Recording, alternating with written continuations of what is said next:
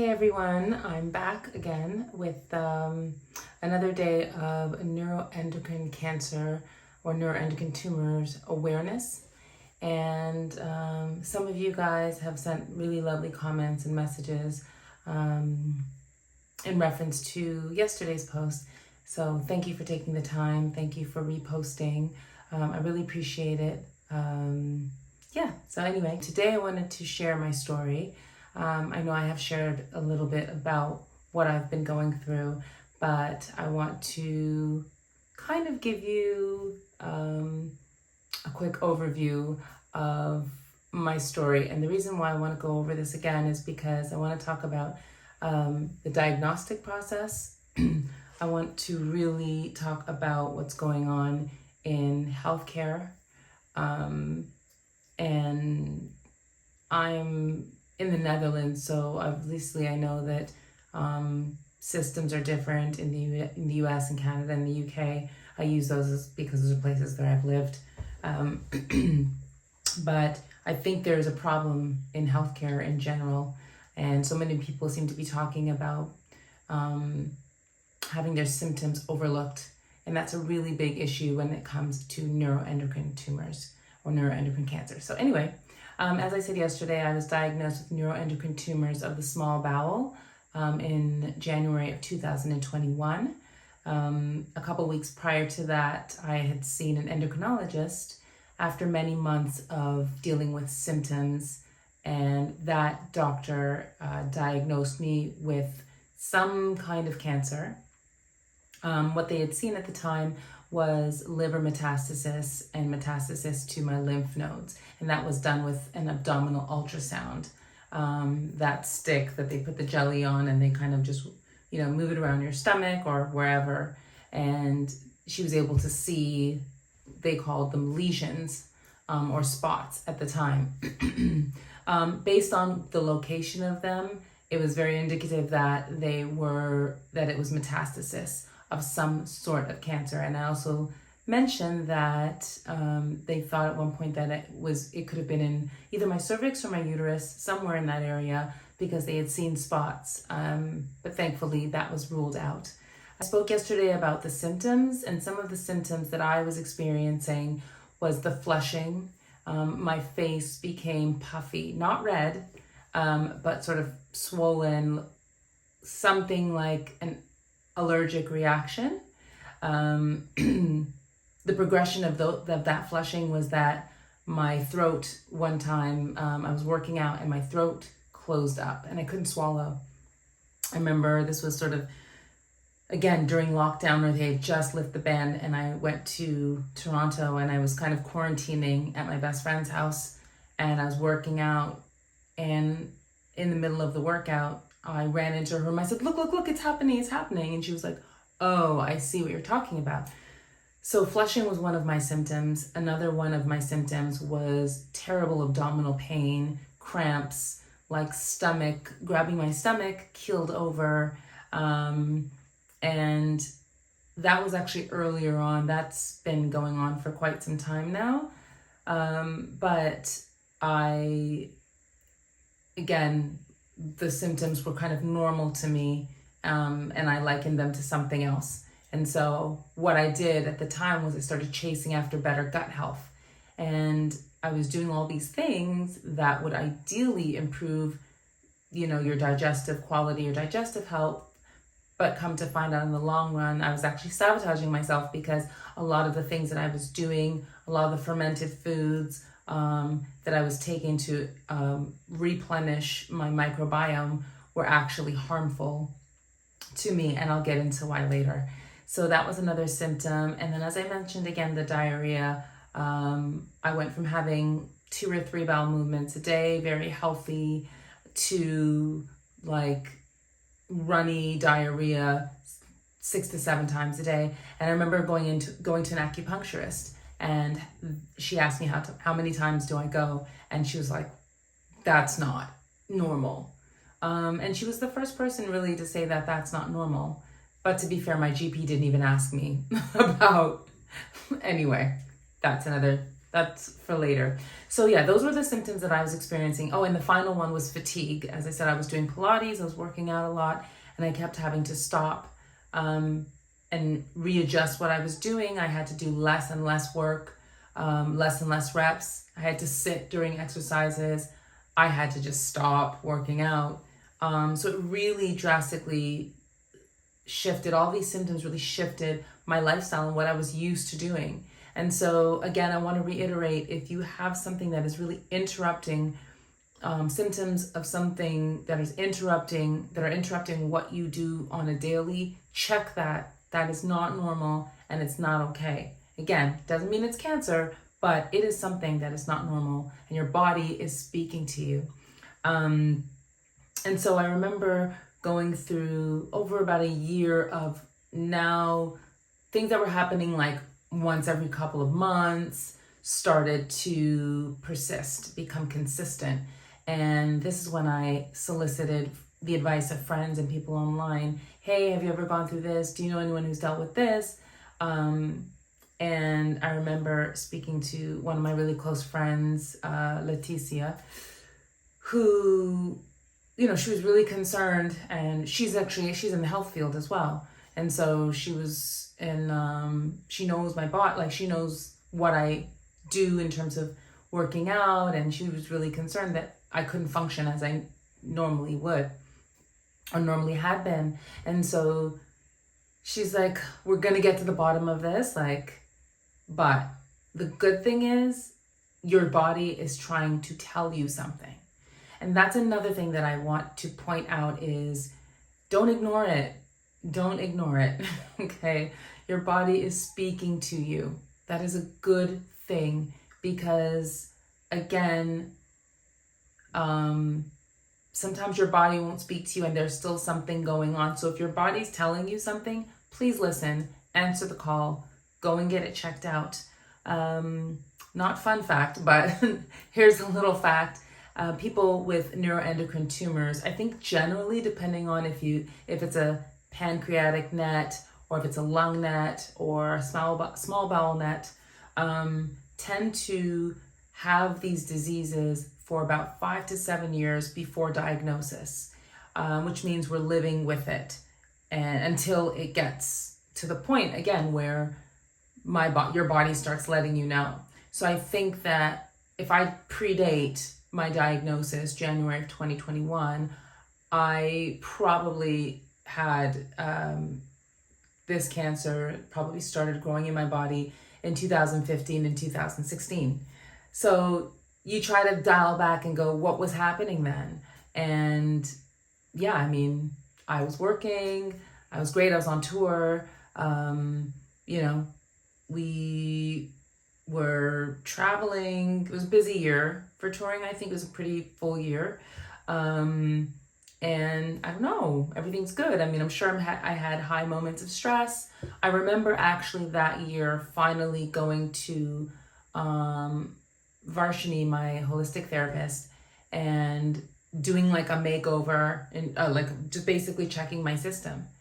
There was a lot of stress and we did some biofeedback, and I basically, like, my system was in major distress. My adrenals were shot. There was a lot going on and I was trying to fix my health. Again, that was sort of the introduction of the education about your gut health, your brain, stress, how all these things actually really affect your body. So I don't know. It's hard to say, and even the doctors don't know what could have been the trigger, why my system went into dysfunction. So one of the crazy things is that while I was trying to de-stress myself and trying to heal my body, which I did a lot of repair and maintain a lot of those things that I did to just get balance back in my life. I had kind of gone on a holistic path, so I wasn't really seeing doctors. I didn't need to. My body was fine. My digestive health was actually really good. I was having less occurrences of stomach pain. I was great. Like, I felt really good. I was traveling, working out. There was no reason really for me to see the doctor. I don't feel like I saw like a normal, like, don't say normal, forgive me for saying that, but like a GP, as you would to get checkups and everything. And so it took a long time. It took about three years before I saw a GP again, when I moved to the Netherlands. And when you move to the Netherlands, you have to, like, first thing you do when you get your residency use, you have to register with a general practitioner. Now, it's really interesting when I think about my relationship with my general practitioner. They didn't really know me. I don't recall her ever doing blood work, her ever doing a checkup, just taking my vitals, nothing. And the first time I went to see her was about a completely different issue, which we were, focusing on at the time. But never was there any, let me get your paperwork from the last doctor, or let's get anything on file. She basically didn't know me. And every time you go into the GP, you have like 15 minutes to say your piece. You can only talk about one thing. And if you want to talk about two things, you can book 2 appointments. At least my GP told me, because she's like looking at the clock while I'm in there, and she's trying to usher me out to get the next person in. So yeah, no bueno. Now that's relevant because over the period of the next 2 years, I would start to have symptoms that was my body actually telling me that there was something wrong. But because these symptoms were few and far between, at the time they weren't really attached to a trigger. So I didn't really notice that I did something to feel this thing. But once they, again, started happening more regularly, and again, I remember the first time it happened was me running for the train and missing the train, but being completely exhausted. I couldn't catch my breath. My heart was beating out of my chest. My face was swollen. And eventually I looked at myself. I took a selfie and I was like, I look nuts. I look like a monster. That was my first really telltale sign that there was something going on or going wrong. And so I told my husband, I'd gone back to my GP and I showed her the photo, and she was like, she literally said, oh, that's just hives. She's like, I'll give you an antihistamine. And I'm like, I've never had hives in my life. I've had allergies, but they've not bothered me. They haven't bothered me in years. So I was like, okay. Happened again, and it didn't solve the problem. What ended up happening is we started just like changing the antihistamine, and I'm like, this is a Band-Aid, and really like a real shitty leaky one that's not helping at all. Meanwhile, my symptoms are getting worse, as I explained to you. Not the digestive issues yet, but mostly flushing and fatigue. And so we go into this period, I think August of 2019, I begin the investigation. And as I said, I was in Toronto at my best friend's house, working out, boom, my face explodes. Now this is kind of the height of COVID. So in Canada, like, you can't see a doctor. You can't even see a nurse. You can get a phone call back when the doctor has time. And so eventually my doctor suggests that I go down this path of this investigation. So we're talking about allergens, we're talking about hives, we're talking about elimination diet, and none of that really works. I then go back home to the Netherlands, to Amsterdam, and I'm like, all right, I need to check in with my GP there and continue this investigation. That investigation leads me to another allergist who, after blood work, and they do the prick test, whatever, where they drop the different allergens on your skin, and it comes up with nothing new. I could then go and see another internist who does an x-ray, takes like my vitals, does a bunch of things. He's like, you're great, you're fine, nothing's wrong. I then go back to my GP, and she can see everything, and I'm like, okay, what's next? And her and I get into a bit of a tussle about what to do next. And she has no idea what to do. At this same time, I'm polling Facebook, polling Instagram, texting people like, hey, what do you think? And everyone's like, well, your early 40s, or maybe mid 40s, it might be hormonal. And I am like, yeah, that's good. That's good. Let me go down that path. I mention it to my GP, and my GP is like, okay, yeah, you should see an endocrinologist. Let me see if I can set up an appointment for you. I don't know what the system, how it's rigged, but basically, if you're not sick enough, you're not sick enough. So if you don't show, I don't know, maybe if you're like literally not bleeding out, or I don't know, your head's spun around, it's on backwards. I don't know what it would take, but they basically were like, you're not ill enough. All your vitals look fine. We don't need to see you. So I say to my doctor, I'm like, well, actually, I know I'm not fine. I'm not fine. I'm not fine. I need to see somebody. So I basically came to the point where I had to kind of threaten her. And I didn't even know if I could really sue her, but I basically threatened her, and I was like, your job is to help me get better. So I need to do your job. Find me an endocrinologist that will see me, because I need to see one. And she's like, well, what do you want me to do? She literally said, do you want to see every doctor? And I was like, I don't, but I want to see as many doctors as I need to get my diagnosis, to find out what's wrong. We get off the phone. I was like, I'm going to do a Google search. Let's circle back. I end up finding my angel doctor, as I call her, Dr. Sanavro, in Den Haag, which I already mentioned, I get a referral from my GP. I basically go her see her. This is now the end of the month. So the investigation starts in August and ends December 30th with a diagnosis of cancer with a simple ultrasound. Now, there are so many other tests that can be done, which we know now, but no one knew where to start. And I will say this about neuroendocrine tumors: it is hard to diagnose, because you do need specific tests. You do need specific imaging. And I can talk more about that. But the very beginnings of it is just really knowing the symptoms.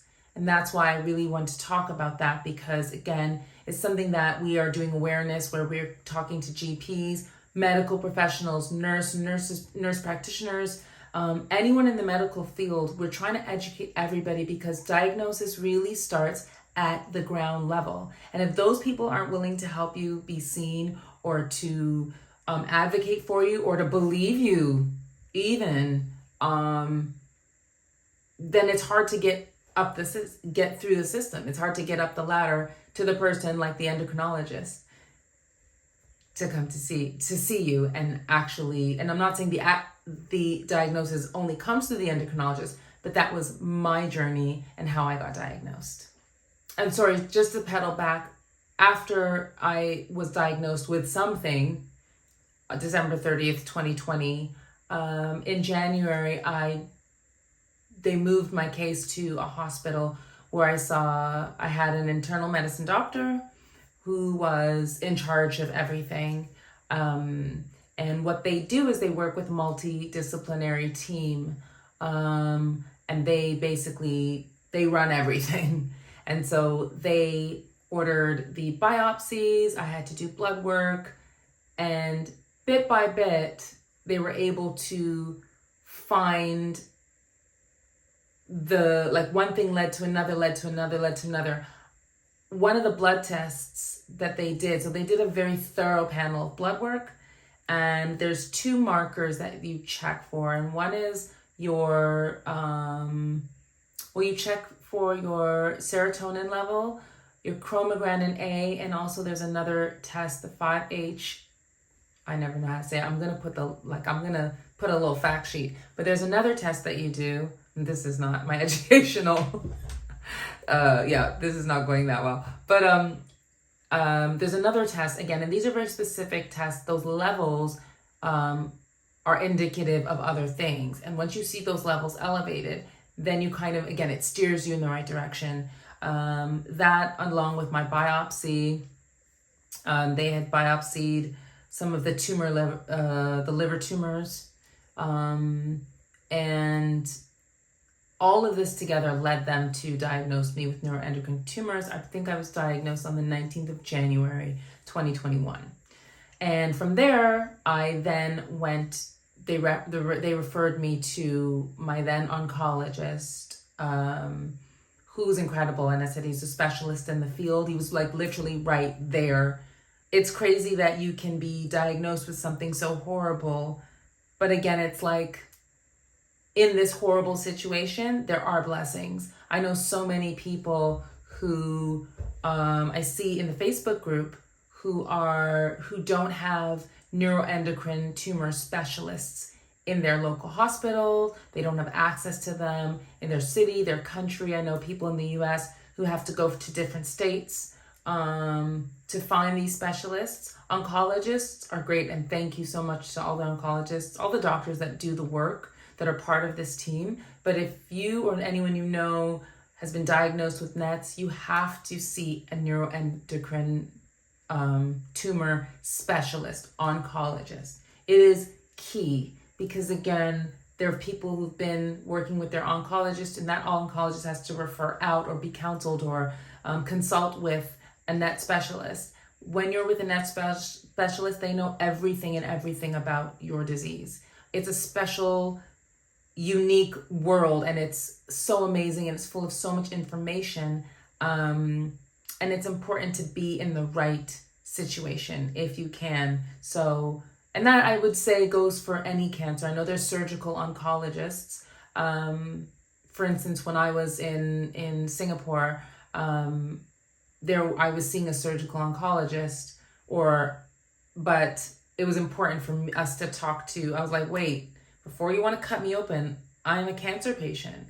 So I need the specific advice, the specific eyes of a doctor who gets this specific thing. And that's really important because when you're making decisions about surgeries and treatments, and, you want the right people to make the right decisions or to help you with the right decisions and offer you the best advice. So I'm super grateful that at that time, they're like, okay, the bad news is you've got neuroendocrine tumors. It's rare. There's no cure. That's literally what she said. I was like, okay, what? But she's like, but there's good news. She's like, you can live with it. It's not a death sentence. There are multiple ways to treat it. And she's like, and you have a NET specialist. We have a NET specialist in this hospital. And so a very grim situation turned very bright. We hear the word cancer and we think death, and we know the statistics. We know people who have passed away from it. My own father passed away. I've had elder cousins and uncles and friends, and so many people around me who have succumbed to this horrible, many versions of this disease. But thankfully, with neuroendocrine tumors, it's not the end. And palliative care, which I have come to know now in a new way, which doesn't mean end of life care, but it just means you're living with this disease. And what does the care protocol look like whilst you're living with this is something that has been made available to me. So I'm so grateful. But since diagnosis, at that time, working with that NET specialist, it really made all the difference in how I approached the disease, how I looked forward, the steps that I took, because I had this really special person guiding me. And that makes a huge difference. So get the advice you need, get a second and third opinion. Even with my internist, and she was like, when she said, I'm going to send you here, blah, blah, blah. She's like, but if you are not comfortable, there's another hospital. It's a smaller hospital, but they might have more of you'll be less of a number and more of a face and more of a person. And fortunately, my doctor was so amazing that I didn't feel like I needed to leave. He's gone now, so I don't know about if I'll stay. But I have an amazing nurse practitioner who is just like, he just champions me so much. So yeah, I'm still in good hands, and I'm here to talk about it. So since I've been diagnosed, I have had I had open heart surgery. I had my heart valves replaced. And I'll get into that a little later. But basically, there are complications. There can be many complications. And while the cancer can be under control, the cancer can cause other things to go wrong in the body. And sometimes there aren't solutions for those things. And I talked a bit about the different ways that we treat the disease so that we can live with the disease. And fortunately, I've been able to use some of those treatments. Others at the moment are not available to me, and others are not necessary right now, which is great. That means I'm in a good place, and I still have other things that might work for me in the future if things don't go the way that I want to go. But I had open heart surgery. I also, a year ago, had surgery because I had a blockage. My small intestine, there was a blockage, not in the intestine, but there was something basically compressing it, and my system just wasn't working. So unfortunately, I had to have a colostomy, and I may not share a lot about that this week, but I did recently post about it, and I will be sharing more about what it's like living with a colostomy. It sucks for the most part, but it doesn't fully suck. I'm making my peace with it. And yeah, other than that, my quality of life has returned to something that's really good. And I'm constantly working on getting better, getting stronger. I'm sort of out of the attack surgery phase, and I am just sort of chilling in more holistic phase. So starting to bring other things into my life, other medicines, and again, I'll talk about that later. But just wanted to really share the actual story of how I got to this place and my diagnosis. So thank you for listening. Stick around, join me tomorrow. There'll be more stuff. I want to talk more about the triggers of my systems, and that kind of has to do with how I manage my disease every day, and talk about like what I'm doing and what I am going to be doing soon. We're going to talk to one of my best friends as she navigates her cancer journey. We're also going to talk to a really incredible human who's just doing things against all odds. So super, super inspiring. And he's actually one of the people that inspired me to create awareness and talk about it. And we've been talking about collaborating for a couple months, so I think it's time. Thank you so much. There are so many amazing people that have been a part of my journey so far, and I'm going to post their names. I hope they don't mind. And I'm also going to share some links where you can get more information. The easiest thing if you want to do and just learn more about the disease is Google neuroendocrine tumors. Don't forget, November 10th is Neuroendocrine Cancer Day. So really special day. And I'm going to basically ask you guys all a favor to help me spread the awareness, and I will share that later. So thanks so much for joining me again, and just wishing you all the best. Again, if anything is going on in your life, please take this as some encouragement. Fight for yourself, fight to be heard, advocate for yourself, check up on other people because they might be afraid to speak about it. Don't back down. Don't let the white coats bully you. And just look after yourself.